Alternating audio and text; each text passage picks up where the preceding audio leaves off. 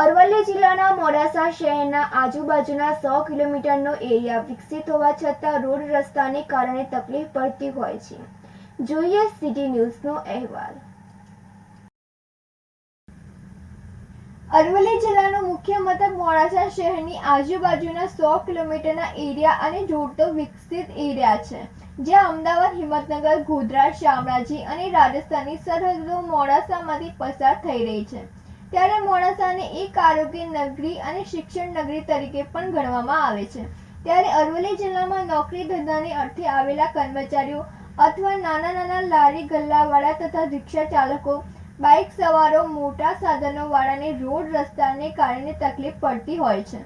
ત્યારે આ મોડાસા શહેરમાં રાજકારણીઓથી ભરપૂર છે, તે છતાં આ રોડ રસ્તાની કોઈ દરકાર લેવા માટે તૈયાર નથી. તો ખરેખર આ મોડાસાના દરકાર કોણ કરશે તે ખરેખર આવનાર સમય જ બતાવશે.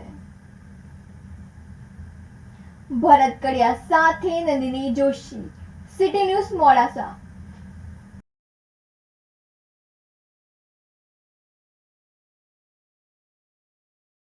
મોડાસાથી અમદાવાદ તરફ જતો રસ્તો, મોડાસાથી હિંમતનગર તરફ જતો રસ્તો, મોડાસા, શામળાજી અને રાજસ્થાન, એ જ રીતે મોડાસાથી ગોધરા, હાલોલ અને વડોદરા તરફ જતો રસ્તો.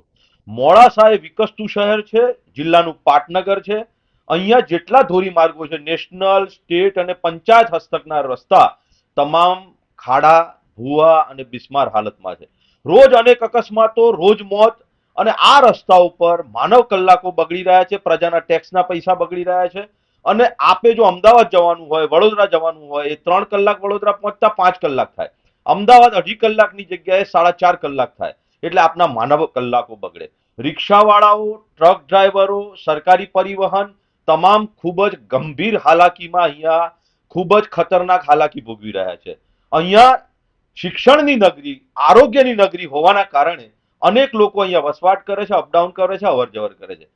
નામદાર ગુજરાત સરકારને વિનંતી કે આ ધોરીમાર્ગો પર અનેક પદાધિકારીઓ અને અધિકારીઓ પણ અવર જવર કરે છે. અહીંયા કોંગ્રેસ અને ભાજપ અને આમ આદમી પાર્ટીના શીર્ષસ્થ નેતાઓ રોજ અપડાઉન કરતા હોય છે. પણ આપણે વાત કરવી છે કે આમ નાગરિકની, ગરીબની, જે રિક્ષા ચલાવે, બાઇક ચલાવે અને એનું મોત થાય, કોઈ નોંધ ના લે અને વળતરો ના ચૂકવાય, આ ટ્રાફિકની સમસ્યાઓ, આ રોડ રસ્તાની પાયાની જરૂરિયાત માટે નામદાર ગુજરાત સરકારને ખૂબ જ નમ્રતાથી વિનંતી છે કે મોડાસામાં આ હલ થાય, આ પ્રશ્નો, જે રોડ રસ્તાના પ્રશ્નો છે, એને નામદાર ગુજરાત સરકાર હલ કરે. બાયડ તાલુકાના ગાબડ ગામે વરઘોડામાં બબાલ થતા મારામારી થઈ હતી. અરવલ્લી જિલ્લાના બાયડના ગાબડ ગામે વરઘોડામાં બબાલ થતા મારામારી થઈ હતી, જેમાં એક જ કોમના 2 જૂથો વચ્ચે બબાલ થઈ હતી અને બંને જૂથો વચ્ચે પથ્થરમારો અને છૂટા હાથની મારામારી થઈ હતી. આ વરઘોડામાં મહિલાને થપ્પડ મારી દીધા બાદ મામલો બીચક્યો હતો અને જેથી મહિલા સલામતી સામે સવાલો ઉઠ્યા હતા. સાથોસાથ અરવલ્લીમાં પણ કાયદો અને વ્યવસ્થાની સ્થિતિ સામે પણ સવાલો ઊભા થયા હતા અને પોલીસ દ્વારા કડક કાર્યવાહી કરવામાં આવે તેવી લોકોમાં ચર્ચા જોવા મળી હતી. ભરત કડિયા સાથે તનિષા પરમાર, સિટી ન્યૂઝ, બાયડ.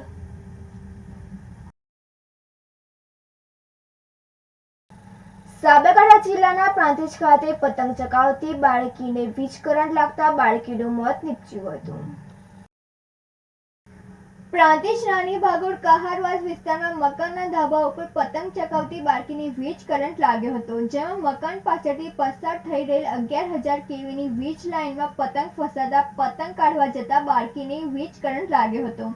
વીજ કરંટ લાગતા મકાનના ધાબા ઉપર વીજ કરંટને લઈને બાળકીના બંને હાથ, પગ, પેટ બળી ભથ્થું થઈ છૂટું પડી ગયું તો પાસે રહેલ અન્ય બાળકોએ બૂમાબૂમ કરતા પરિવારના લોકો સહિત આજુબાજુના લોકો દોડી આવ્યા અને બાળકીને તાત્કાલિક પ્રાંતિજ સિવિલ ખાતે લઈ જવામાં આવી હતી, પણ હાજર તબીબ દ્વારા મૃત જાહેર કરી. તો મકાનના પાછળના ભાગે પ્રસાર થતી 11,000 kV વીજ લાઇનમાં પતંગ ફસાઈ જતા પતંગ કાઢવા જતા બાળકીને વીજ કરંટ લાગ્યો હતો.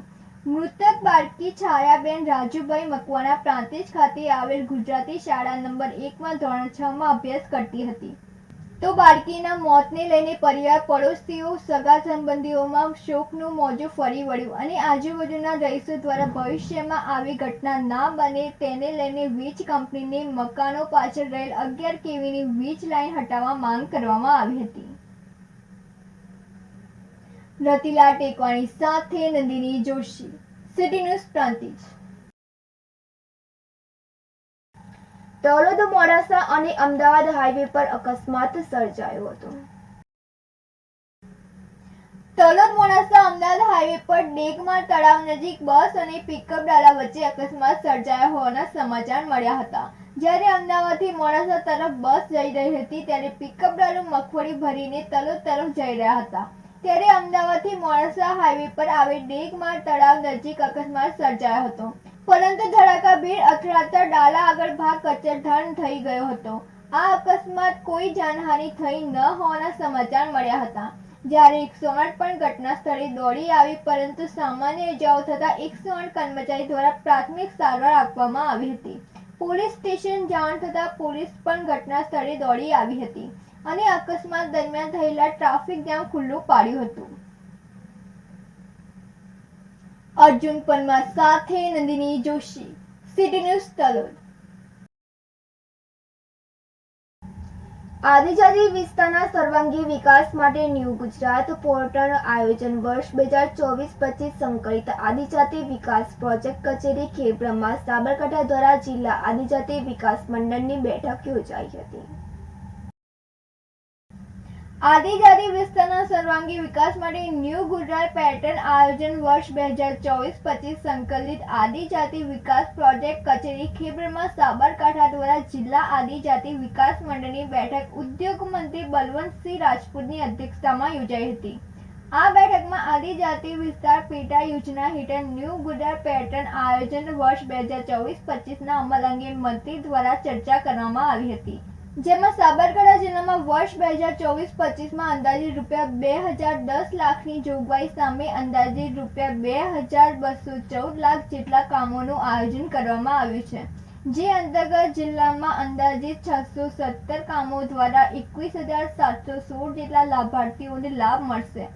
મંત્રી બલવંતસિંહ રાજપૂતની ઉપસ્થિતિમાં બેઠકમાં જિલ્લામાં પાક અને કૃષિ, પશુપાલન, ડેરી, વન, પર્યાવરણ, સહકાર, ગ્રામ્ય વિકાસ, વીજળી, ગ્રામ્ય લઘુ ઉદ્યોગ અને રસ્તાઓ, શિક્ષણ અને સરકારી અનેક યોજનાઓ અંગે ચર્ચા કરવામાં આવી હતી. આ બેઠકમાં લોકસભા સાંસદ શોભનાબેન બારૈયા અને રાજ્યસભા સંસદ સભ્ય રમીલાબેન બારા, ખેબ્રહ્મા ધારાસભ્ય તુષારભાઈ ચૌધરી, સાબરકાંઠા જિલ્લા પંચાયત પ્રમુખ, સાબરકાંઠા જિલ્લાના તમામ તાલુકા પ્રમુખશ્રીઓ આ બેઠકમાં હાજર રહ્યા હતા. આબિદ બુરા સાથે નંદિની જોશી, સિટી ન્યૂઝ ખેબ્રહ્મા.